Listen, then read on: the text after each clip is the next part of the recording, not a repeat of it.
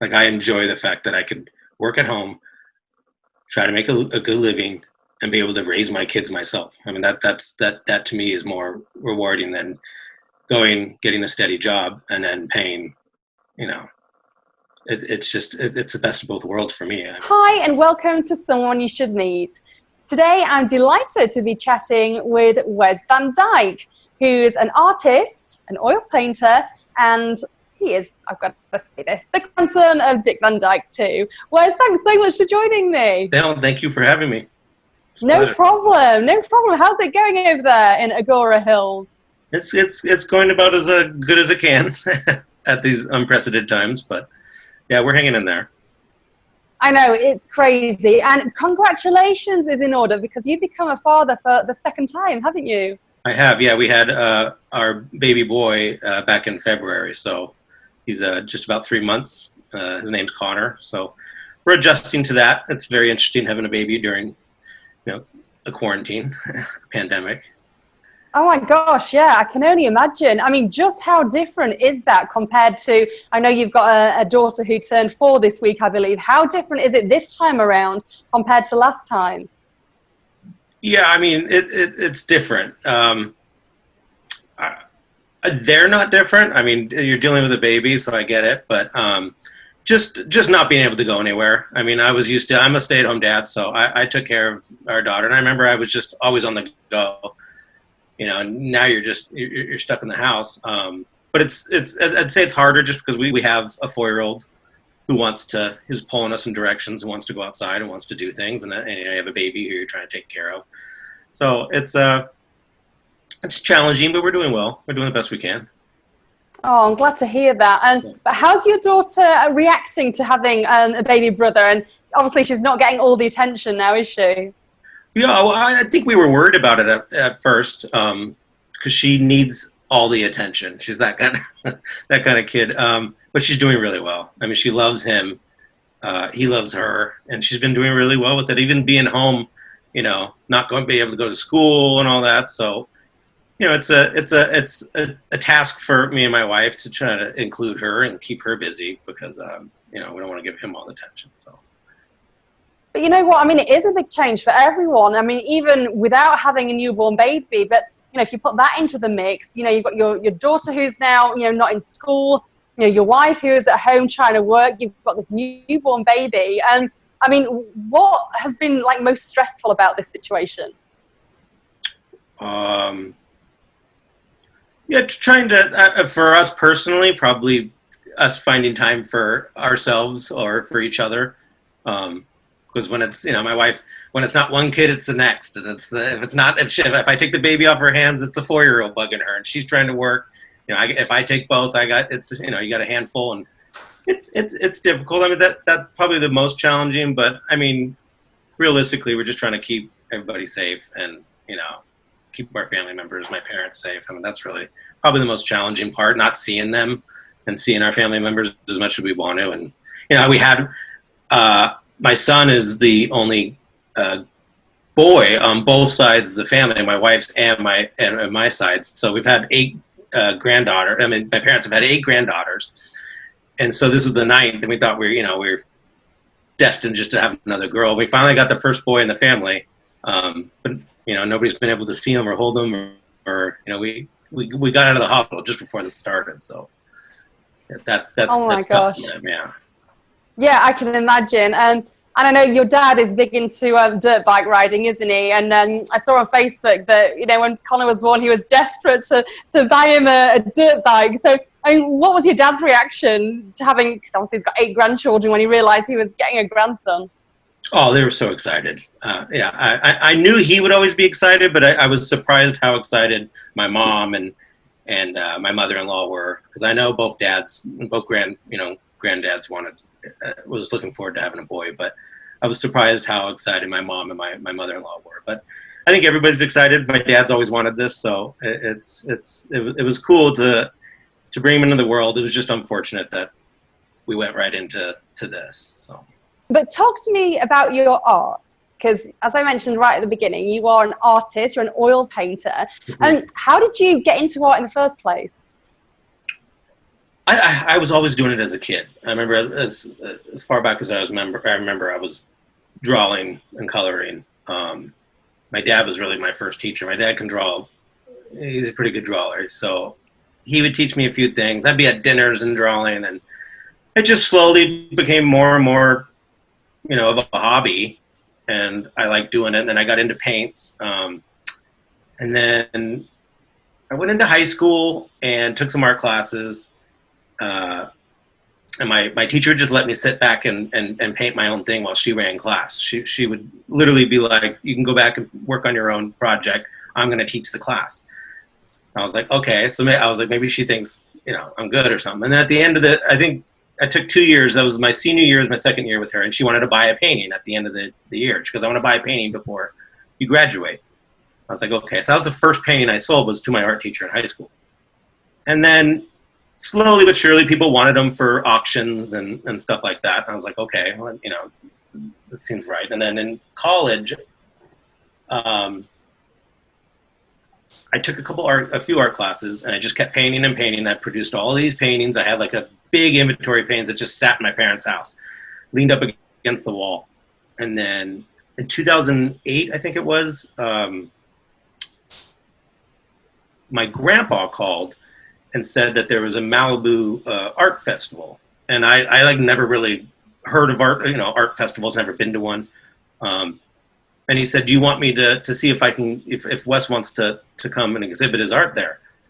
And I was floored. I was like, yeah, let's do it. And then they called me like a week later, and they said, do you want to be, what's it called? The featured artist.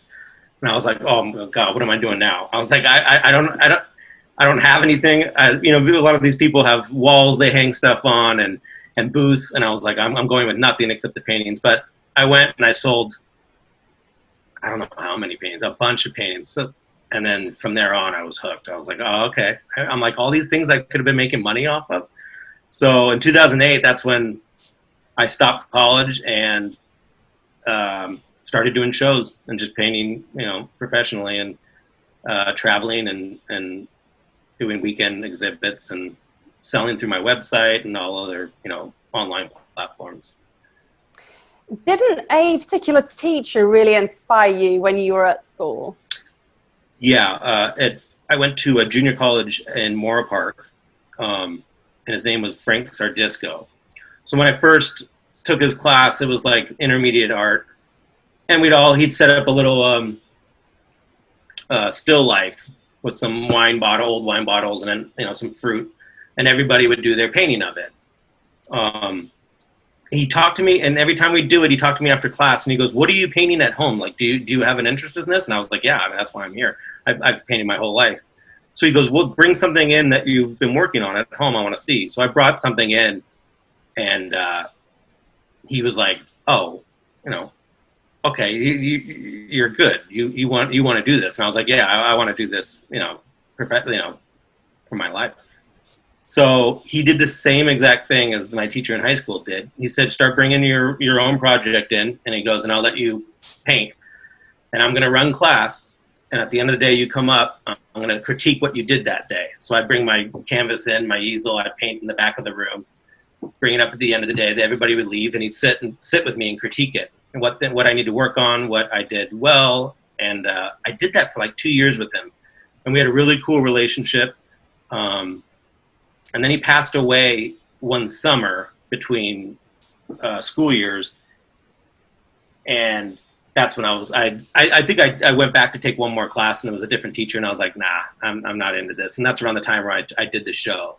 And I was like, oh, this is what I'm going to do. But yeah, he was special. He really helped me. And I remember always having conversations with him about going to art school, because that was the next step. It's like, do you try to, do this, to get into art school, or do you try to go off on your own? And he always told me, he said, you can do art school, but if you love what you do right now, trust that when you go to art school, they're going to try to change that a bit.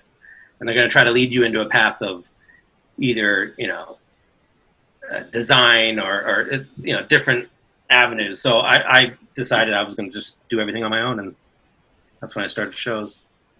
talk to me about some of the things that you paint, because you know, I've had a look at your pieces and they're fabulous and they're very obviously inspired by nature and the outdoors.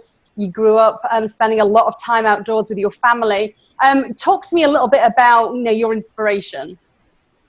Yeah, I always said you paint what you know. And what I know is I love, you know, the ocean and I love the mountains. And we grew up at both. I mean, we grew up camping and on the beach, and we used to have a place in Mammoth. We'd visit that often. I love going up there. I love fishing. So I kind of just combined the two. You know, painting a portrait kind of doesn't pump me up, doesn't excite me. There's just something about painting landscapes and seascapes that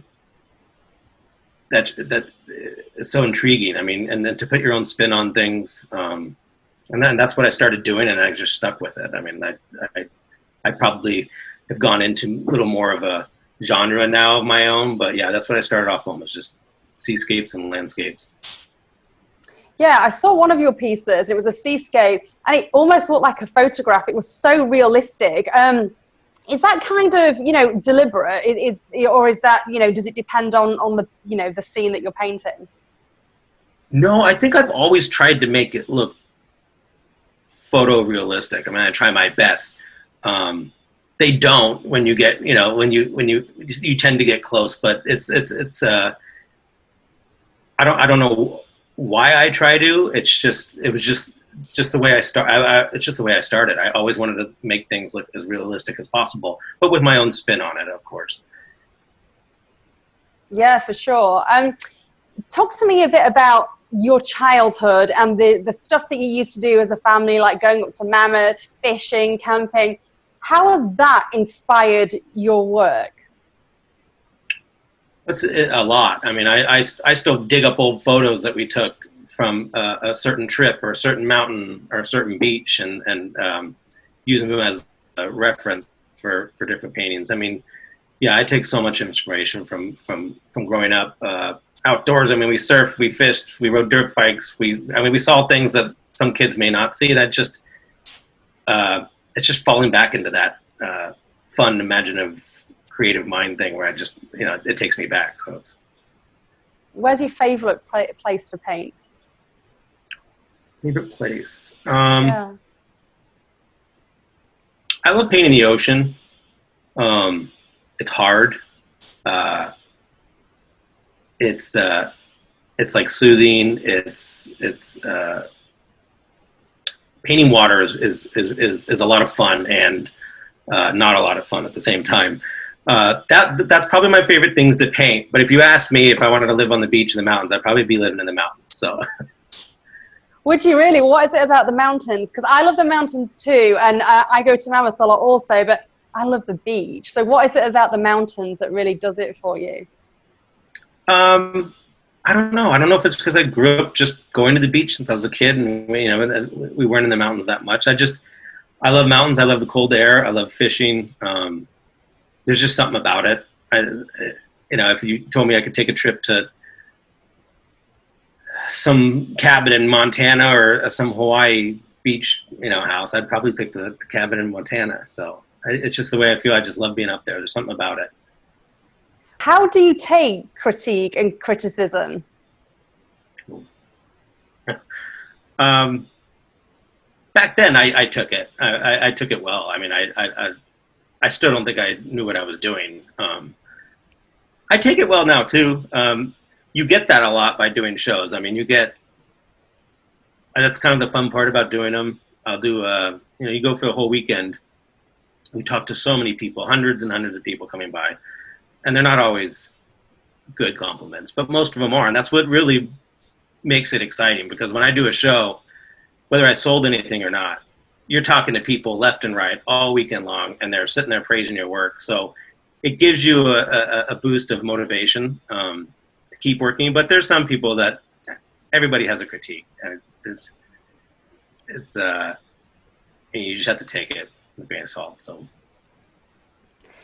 How important is it, especially as a young artist, to have someone who really believes in you? Because to a lot of people, art's kind of a hobby, it's not really a career, but you had someone in your teacher who really believed in you, and was encouraging you to do that as, you know, your living. How important was that to you, and, you know, is that to young artists? Oh, it was super important. I didn't expect it from him, but since he was an artist himself and he had a studio in Thousand Oaks, it was nice to hear it from him. But as far as support, I mean, there was no other greater support than my parents, because, you know, a kid telling their parent they want to be an artist, you know, is kind of daunting. But my parents pushed me and supported me, and I couldn't have done anything without them. They kind of did that with all of us kids. So that's what's so cool about my parents. We all had different creative minds, but we all kind of went in different directions with them. So Wes, can I ask you, how do you manage to make a living from this? Because, you know, it's difficult, isn't it, to make a full-time, you know, career out of selling art? Yeah, it's really difficult.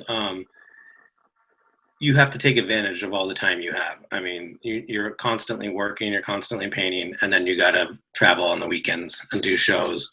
If you're not lucky enough, get in a gallery or two. But yeah, it's a lot of hard work, and it's a lot of moving parts and traveling and then coming home and working. And for a lot of people, it's especially now, I mean, it's super hard. I mean, I know a lot of people that are struggling really badly, and it's, you know, I've met friends through just doing shows, and now we're friends, you know, through social media, and I see a lot of them, you know, is not as fortunate as others. So it's destructive. It's really sad to see.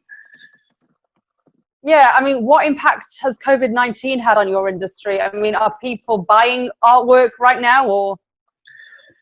Well, it's virtually stopped pretty much all shows, and, you know, nobody's doing that.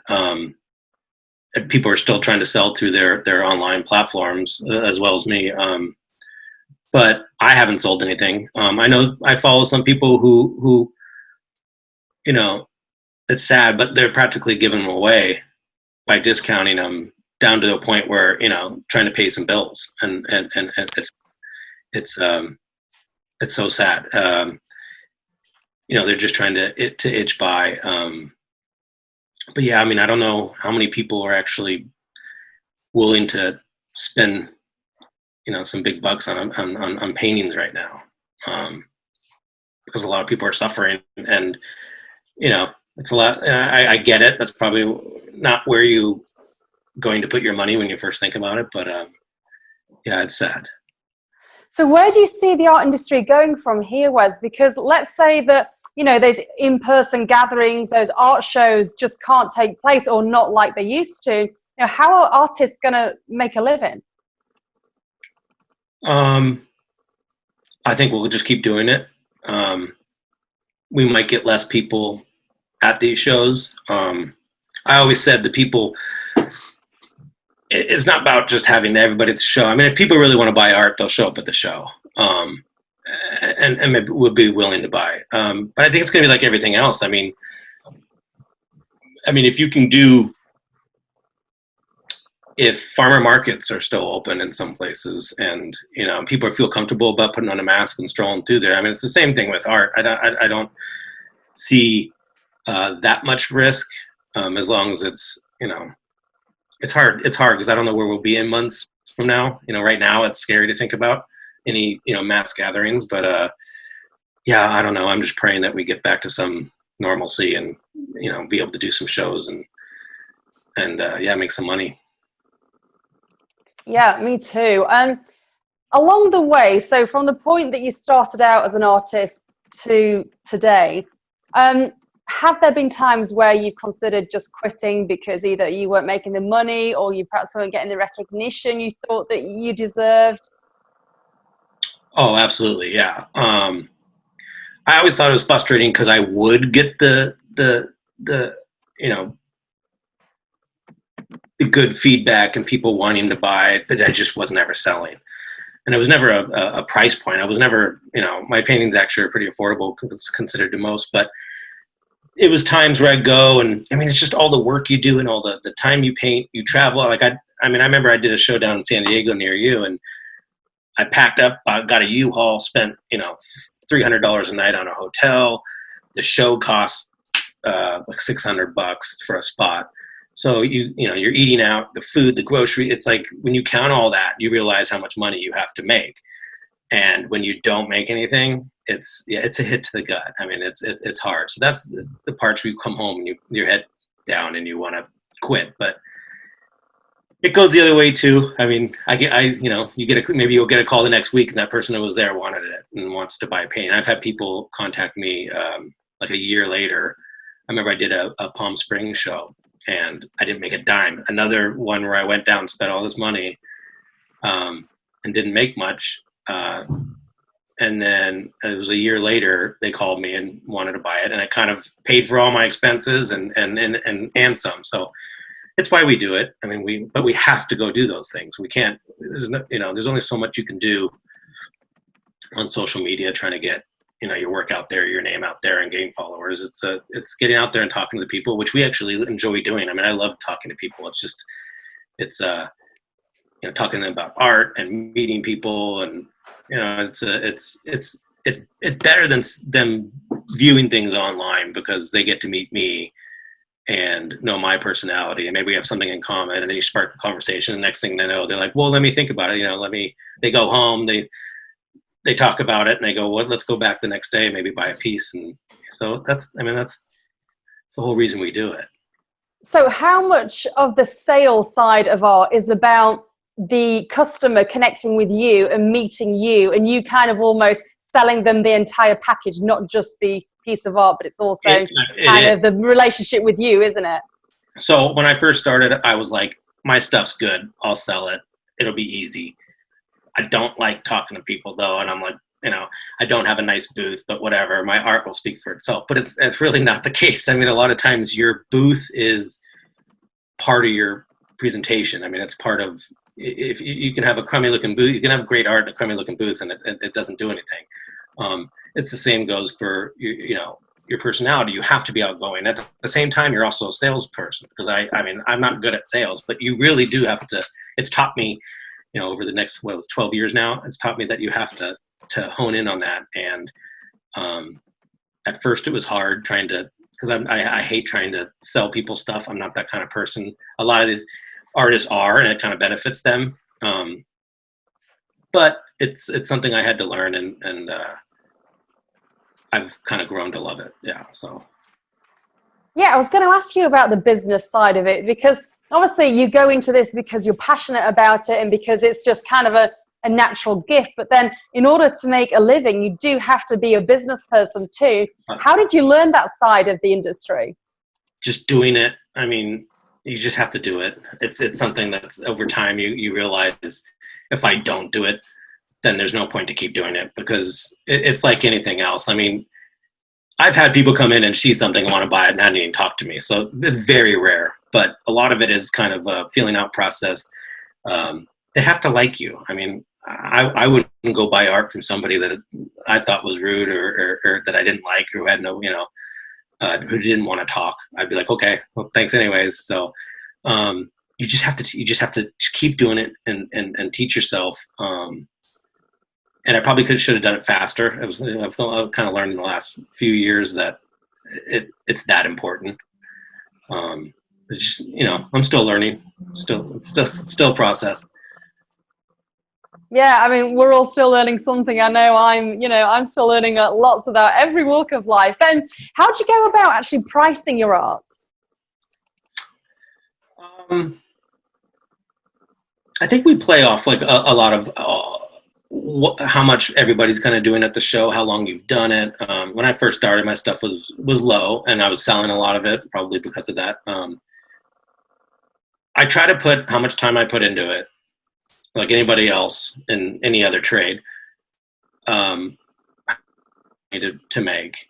And then almost, at the end, like the end value of how much it's difficult. Like, would I like to sell them for more? Yeah, of course. I've always tried to sell them for what I don't feel bad about letting them go.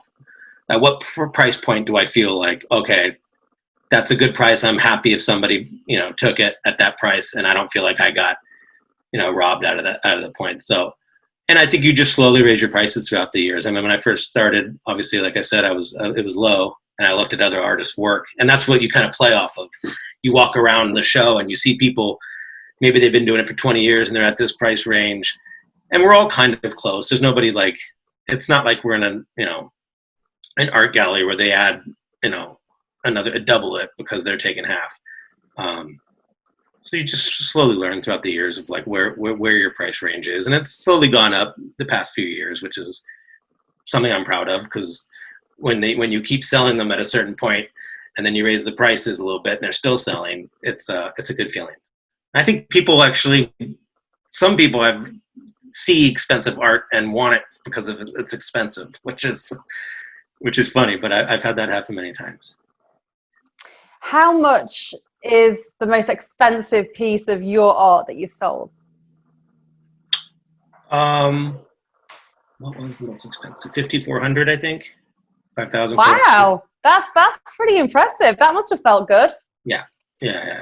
Those feel great. Yeah. But as an artist, is the monetary value of your piece what drives you, or is it because you're just very pleased with that piece of artwork? I mean, what is it that as an artist gives you the ultimate satisfaction? The process of painting it. Like I still love the idea of starting with this blank white canvas and knowing where I could get it at the end. And sometimes I hate the process during the middle. I hate the start of it. It's like my least favorite time is the beginning of a painting. And then I'm frustrated through the middle, and then I slowly start to get somewhere. I call it a turning point. I always tell my wife, I'm like, today was the turning point because I saw where it's going to go. And then from there, it's kind of gets a little more exciting. And then you get like really excited to wake up in the morning and go, oh, I'm getting somewhere with this. This is going to be good. And then the end is just, again, like I look back and I go, that was all from just white canvas. So that's like my most rewarding part of it. Over money and everything is just being able to take something from scratch and just, make it this, something of your own. Yeah, because I was going to ask you about this too, because, your older brothers, they are in the acting business and they're producing and they're writing. And I know that you've acted too, and I'm going to chat with you a bit more about that in a minute. But, did you feel any pressure because, your granddad's this famous actor, your dad was also an actor, to pursue the acting route, if you like? No, I never felt the pressure. They never pressured us. I think it was more we all wanted to do it, especially me and my brothers. I mean, it was something that they did it longer than I did. We wanted to do it, but I always felt like it wasn't my calling. Like I didn't, not that I didn't think I wasn't good or whatnot, but it wasn't something that excited me that much. I think it was the same about my brothers. They acted for so long, but they always wanted to write.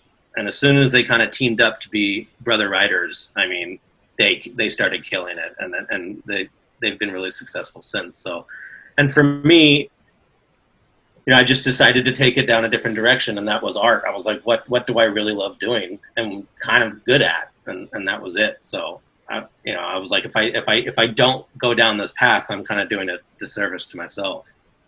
Didn't your granddad buy you your first easel? Yeah, I still have it, still use it. Yeah, I've had one easel. He bought me that easel. I think I was in 8th grade, something like that. That was back in 1998, so I still use it. Wow. And what was it like growing up having Dick Van Dyke as your granddad? It was normal for me. I mean, I didn't, I couldn't compare it to anything. My mom's dad died before I was born, so I had one grandfather, and he was an actor, and so was my dad. So it wasn't, different for me. I mean, it was just normal. I think now that I'm older, I look back and go, wow, like that was crazy. Like I get what people, talk about now, but back then it was just grandpa. It's just grandpa, and he happens to be on TV. But Oh, it was just, it was never, it was just normal, to be honest with you. you and I had a chat before we started this interview, and you said to me that he is exactly the person that he is on TV, in real life. How important has it been to have his support over the years? Oh, very important. I mean, I can't count how many times he's shown up to shows and sat there in front of my booth, tapping his feet, trying to get people to come over, and he does it and gets bombarded by people and photographs and people trying to get autographs. And he sits there and just takes it, and he's just says if he can do anything to help and bring people over to see the booth, and he's willing to do. So he's shown up to art shows all over the place, and sometimes when I didn't even know he was coming. So yeah, having his support is just amazing. Yeah. What does your wife think about your choice of career? Because I can imagine it's been quite stressful for her over the years, just because of the uncertainty of it and the traveling involved and that type of thing. Yeah, I mean, she's been supportive since day one. I mean, I really wouldn't be able to do it without her. She understands me. She understands that I kind of need to do it.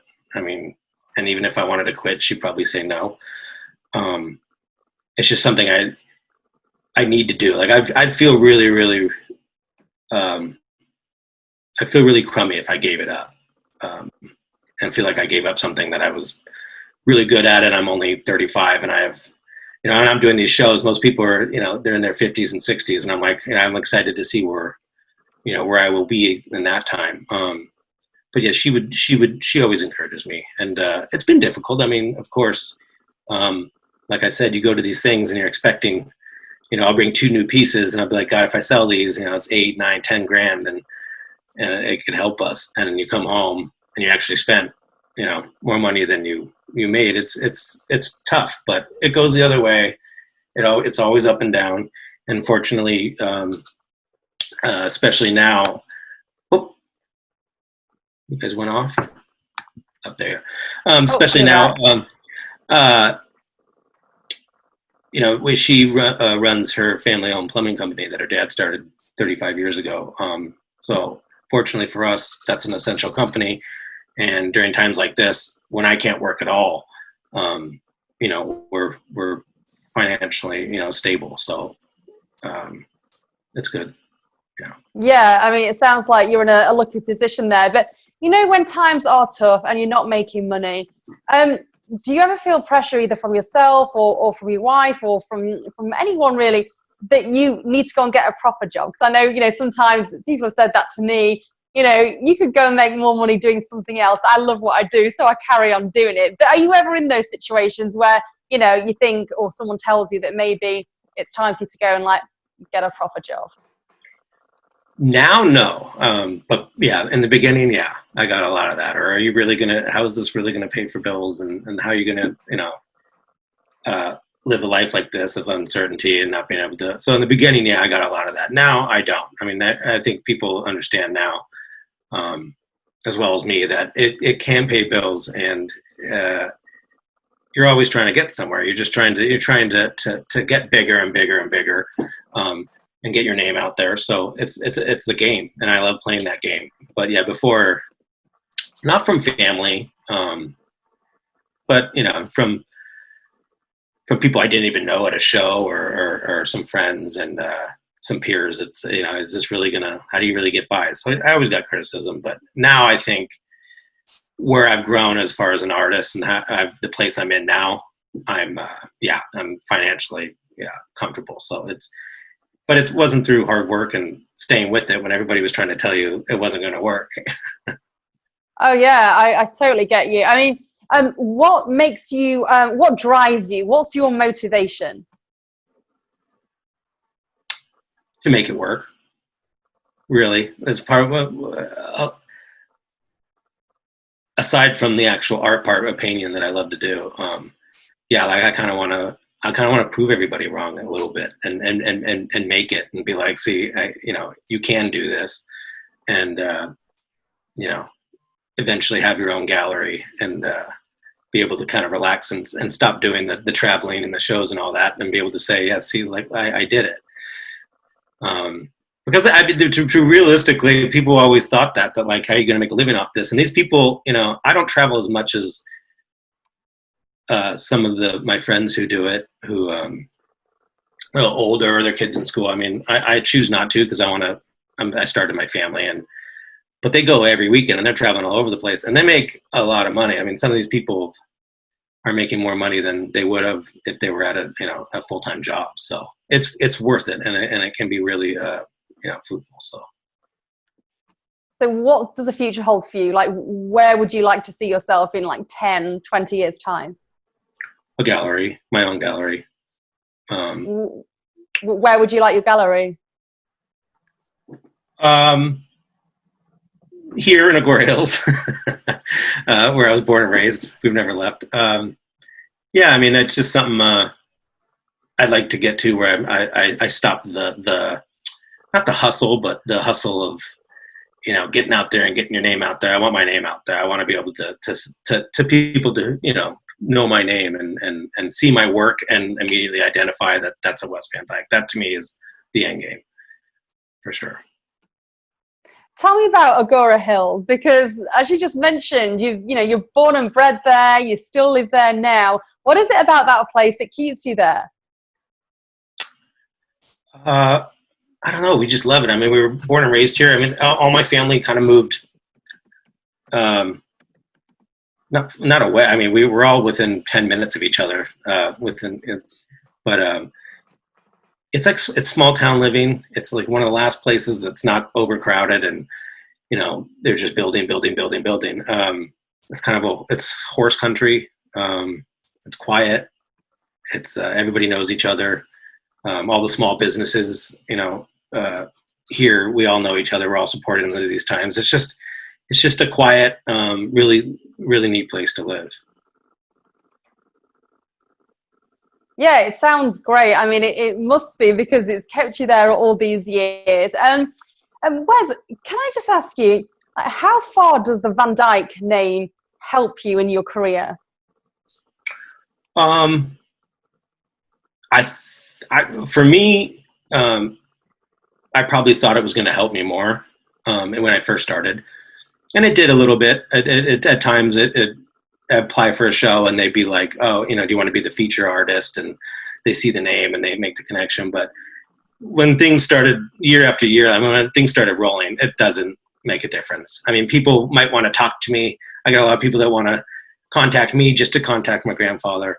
So you get all that. But eventually, you know, I was like, it's got to be me that makes them remember me and want to buy art. Because just a name's not going to do it.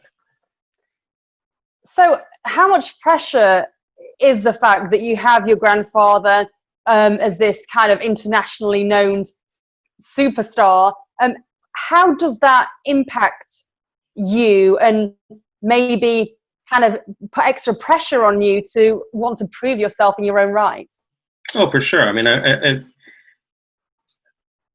I want to do it in my own right. It doesn't put a lot of pressure on me. I mean, he's extraordinary. I mean, he's an amazing person, and he did his thing. And, you know, I just hope to make some kind of fraction of that success with me, and I would be happy. You know, I just get the impression that you are really quite happy within yourself and just kind of comfortable in your own skin. How did you get there? By not being comfortable in my own skin. I think over the years and years and years, I mean,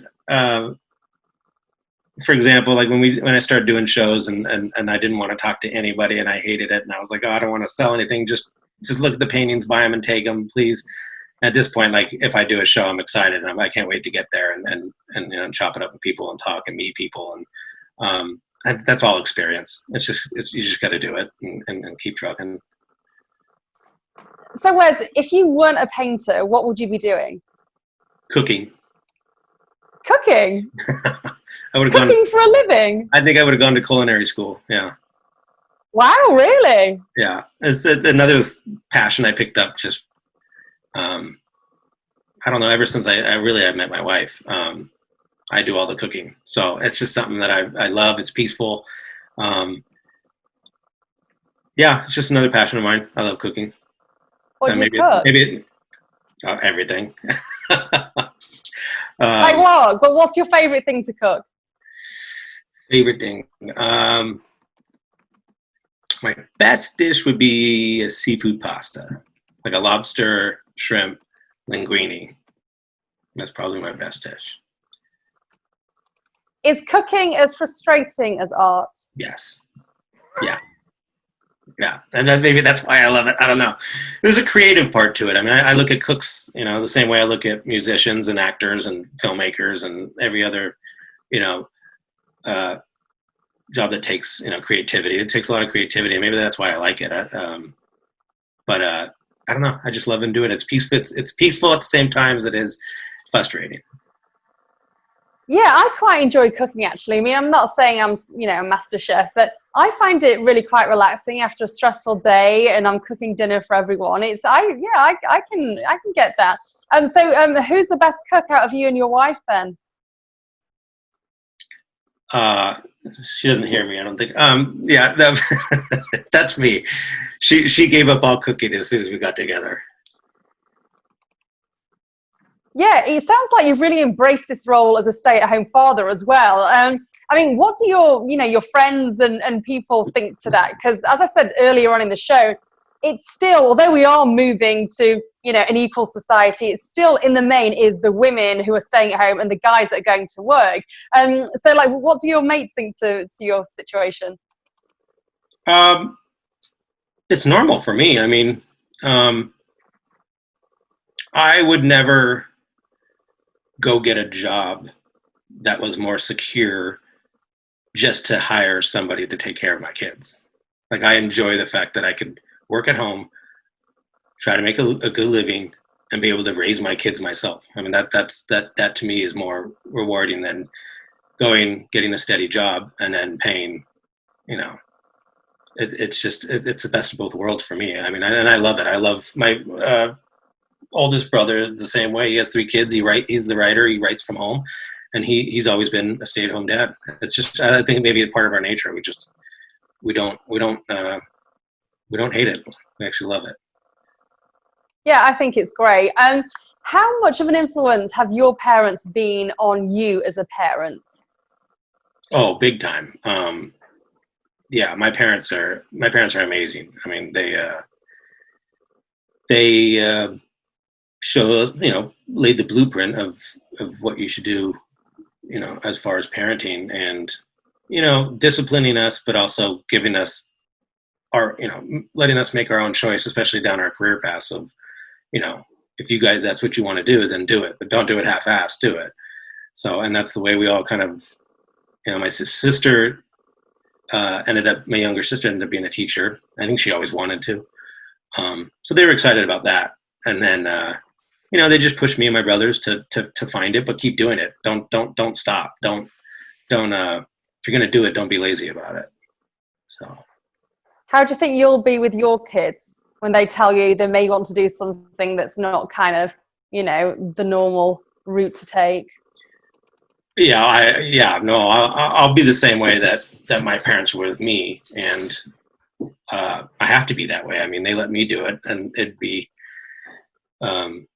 unjust for me to do that to them. So I will give them every opportunity to choose what they want to do, but just to do it, to push them and encourage them to do it to the max and to their fullest, for sure. How arty is your little girl? Does she enjoy painting? Oh yeah, she's good. We got an easel for her, so she's drawing and painting all the time now. So she's good. She's good. So it'll be exciting to see where she goes with it. Maybe you can open a gallery with her in 20 years' time. Yeah, there you go. That's the plan. So Wes, if people want to buy your work, how can they contact you? Yeah, so everything's on my website, and the website is wesvandykeart.com. And you can find everything on there. And then I'm also on Facebook and Instagram, and that's Wes Van Dyke Art. You can find me on there. Nice. Well, listen, Wes, it's been an absolute pleasure speaking with you. I'd love to get you back on the show in a few months' time and check in with you, see how things are going. Hopefully we're back to a little bit more of a normal routine by then. Yeah, no, the pleasure is all mine. Thank you so much. No problem. Thanks again, Wes. Say hi to your wife and congratulations again on baby Connor. Thank you. I appreciate it. Thank you. Take care, Wes. You Bye. too. Bye.